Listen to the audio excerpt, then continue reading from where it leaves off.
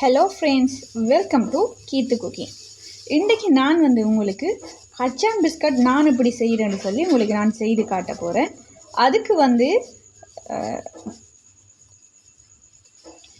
வறுத்த கச்சான் எடுத்து வச்சிருக்கிறேன் 750 கிராம். இது நல்லா வறுத்து எடுத்து வச்சிருக்கிறேன். இதோட 900 கிராம் மாவு எடுத்து வச்சிருக்கிறேன். அதோட 350 கிராம் நான் மாஜரின் எடுத்து வச்சிருக்கிறேன். பட்டர் 350 கிராம் நான் எடுத்து வச்சிருக்கிறேன். இதோட நாங்கள் எசன்ஸ் சேர்த்துக்கொள்ள போகிறோம், முட்டை சேர்த்துக்கொள்ள போகிறோம், அதோட சுகர் சேர்த்துக்கொள்ள போகிறோம். ஓகே, வாங்க இது எப்படி செய்யலாம்னு சொல்லி பார்ப்போம்.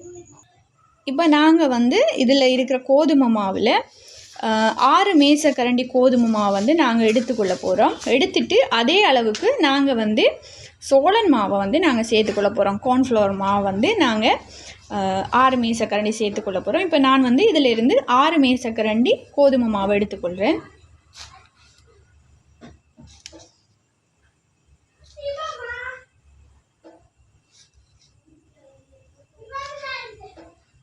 ஓகே, இப்போ நான் 6 மேசக்கரண்டி கோதுமை மாவு எடுத்துட்டேன். இப்போ இதில் நான் 6 மேசக்கரண்டி கார்ன்ஃப்ளவர் மாவு நான் சேர்த்துக்கொள்ள போகிறேன்.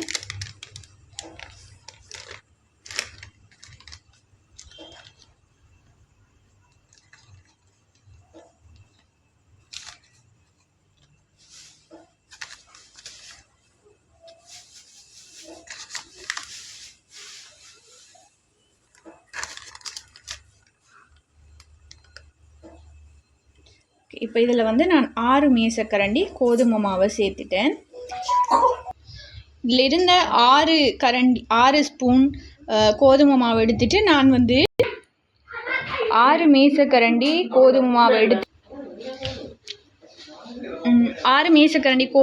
எடுத்து போட்டு நான் 6 மேசக்கரண்டி அளவு கார்ன்ஃப்ளவர் மாவு நான் சேர்த்திருக்கிறேன். இப்போ இதோடு நாங்கள் பேக்கிங் பவுடர் சேர்த்துக்கொள்ள போகிறோம். இப்போ இதுக்குள்ளே நாங்கள் தேவையான அளவு பேக்கிங் பவுடரை நாங்கள் சேர்த்துக்கொள்ளுவோம். 1/4 கிலோ நாங்கள் செய்கிறேன்னு சொன்னால் நாங்கள் ஒரு மேசக்கரண்டி அளவு நாங்கள் பேக்கிங் பவுடர் சேர்க்கணும். இப்போ நான் 3/4 கிலோ செய்கிறபடியால் 750 கிராம் நான் செய்கிறபடியால் 3 கரண்டி அளவு நான் பேக்கிங் பவுடர் சேர்த்துக்கொள்வேன்.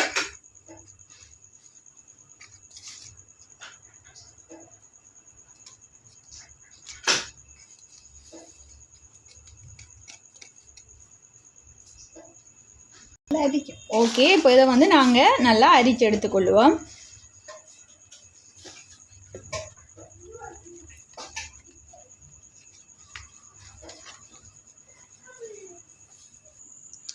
இப்போ நான் வறுத்து எடுத்து வச்சிருக்கிற இந்த கச்சானில் அரைவாசி எடுத்து நான் அறுவல் நுறுவலாக அரைச்சி எடுத்துக்கொள்ள போகிறேன்.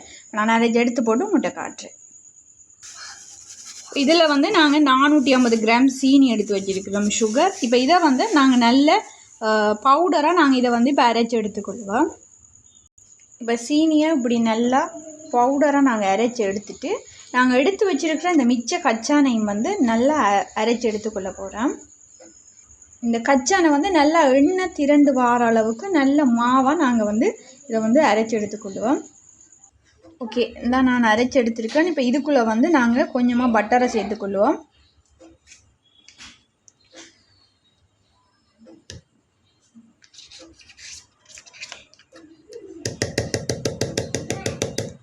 நான் 350 கிராம் பட்டர் எடுத்தேன்னா இப்போ இதுக்குள்ளே 100 கிராம் பட்டரை நான் சேர்த்துக்கொள்கிறேன். சேர்த்துட்டு ஒரு தடவை மிக்சியில் அடித்து போட்டு நாங்கள் திரும்பி பட்டர் சேர்த்துக்கொள்வோம். இந்த பட்டரோட கொஞ்சமாக நாங்கள் உப்பு சேர்த்துக்கொள்வோம். உப்பை சேர்த்துட்டு இப்போ நான் திரும்ப பிளெண்ட் பண்ணி போட்டு காட்டுறேன். ஓகே, இப்போ நான் 100 கிராம் மாஜரின் போட்டு இந்த மாதிரி அடிச்சிட்டேன். இப்போ மிச்சம் இருக்கிற 250 கிராம் மாஜரினையும் நான் இதோட சேர்த்துக்கொள்கிறேன்.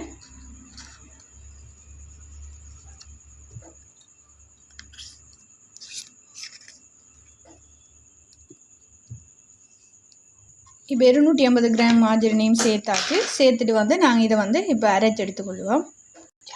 இப்போ நான்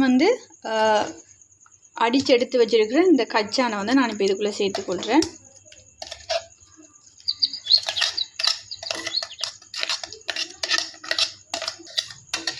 கச்சானும் பட்டரும் போட்ட இந்த கலவையை நான் இப்போ இதுக்குள்ளே சேர்த்துக்கொள்கிறேன். இப்போ இதோட நாங்கள் அரைச்சி வச்சிருக்கிற இந்த சீனியை சேர்த்துக்கொள்வோம்.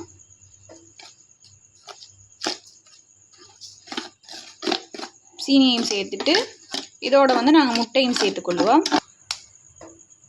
இப்போ இதுக்குள்ளே வந்து நான் 3 முட்டையை சேர்த்துக்கொள்கிறேன்.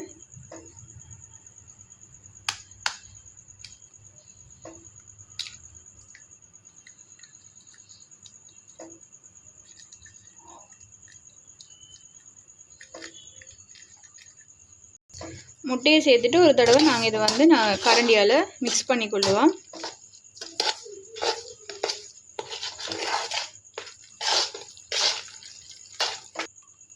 இப்போ வந்து நான் பீட்டரால் அடித்து கொள்ள போகிறேன்.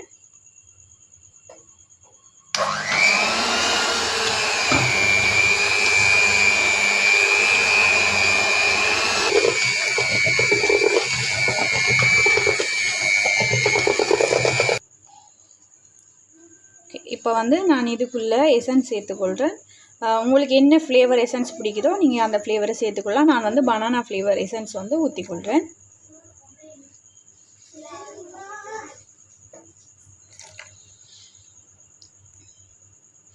அந்த எசன்ஸ் போத்தலே நான் ஒரு 3 மூடி அளவுக்கு எசன்ஸ் வந்து சேர்த்துக்கொள்கிறேன். எசன்ஸை சேர்த்துட்டு இப்போ நாங்கள் திரும்ப அடித்து கொள்ளுவோம்.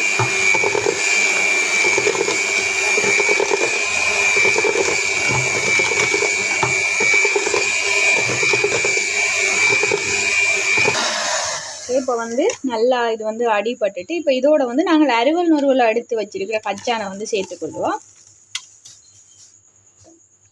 சேர்த்துட்டு இப்போ வந்து அடிப்போம்.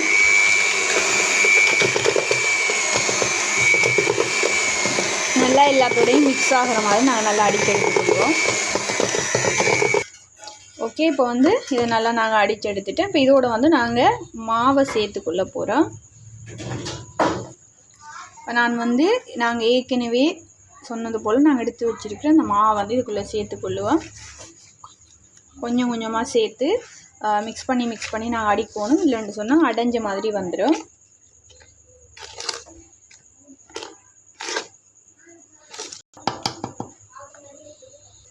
இப்படி கொஞ்சம் கொஞ்சமாக இந்த மாவை வந்து நாங்கள் சேர்த்து இப்படி நல்லா மிக்ஸ் பண்ணி எடுத்துக்கொள்ளுவோம். இப்போ நான் எல்லா மாவையும் வந்து சேர்த்துட்டு நல்லா இந்த ரொட்டி மா பதத்துக்கு வந்து இதை நல்லா நாங்கள் இப்போ பிணைஞ்சு எடுத்துக்கொள்ளுவோம். பிணைஞ்சு எடுத்தோம்னு சொன்னால் நாங்கள் கையாலேயே அதை உருட்டி நாங்கள் தட்டி எடுத்துக்கொள்ளலாம். நாங்கள் இதை வந்து இப்படி மிக்ஸ் பண்ணி எடுக்கிற அந்த டைம்லேயே அவனை வந்து ப்ரீ ஹீட் பண்ண விட்டுருக்கணும். விட்டோம்னு சொன்னால் தான் நாங்கள் இதை செய்து வைக்கிறதுக்கு சரியாக இருக்கும். பிணையும் போதே நாங்கள் அவனை வந்து ப்ரீ ஹீட் பண்ணிக்கொள்ளுவோம்.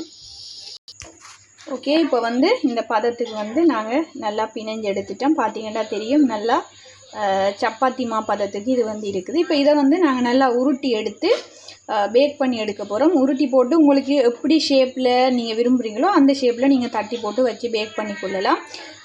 இப்படி ரவுண்டாகவும் நீங்கள் தட்டி எடுத்துக்கொள்ளலாம். இல்லைன்னு சொன்னால் இந்த கட்டர் வச்சு வெட்டி அப்படி கூட நீங்கள் டிசைனாகவும் செய்து கொள்ளலாம்.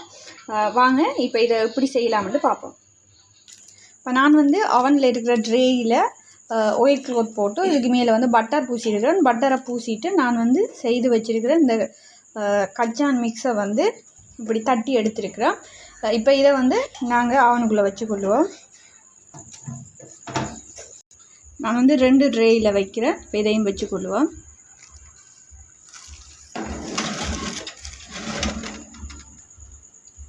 வச்சுட்டு இப்போ இதை வந்து க்ளோஸ் பண்ணுவோம். நாங்கள் இப்போ இந்த அவனை வந்து ப்ரீஹீட் பண்ண விட்டுருந்தேன். இப்போ ப்ரீஹீட் ஆகிட்டுருக்கு. இப்போ நான் 10 செகண்டில் இதை வச்சுருக்கிறேன்.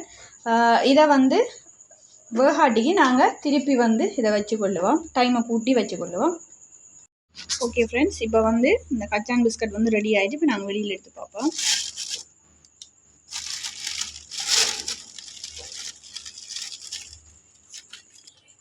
ஓகே ஃப்ரெண்ட்ஸ், நாங்களோட கச்சான் பிஸ்கட் வந்து ரெடி ஆகிட்டு இப்போ ஆறின பிறகு நாங்கள் இதை பார்ப்போம். நான் வந்து எடுத்த அளவுக்கு வந்து அதிகமாகவே எங்களுக்கு கச்சான் பிஸ்கட் வந்து கிடைச்சிருக்கு. உங்களோட தேவைக்கு ஏற்ற மாதிரி நீங்கள் அளவுகளை கூட்டி குறைச்சி இந்த மாதிரி கச்சான் பிஸ்கட் செய்து கொள்ளுங்கள். தேங்க்யூ ஃபார் வாட்சிங்.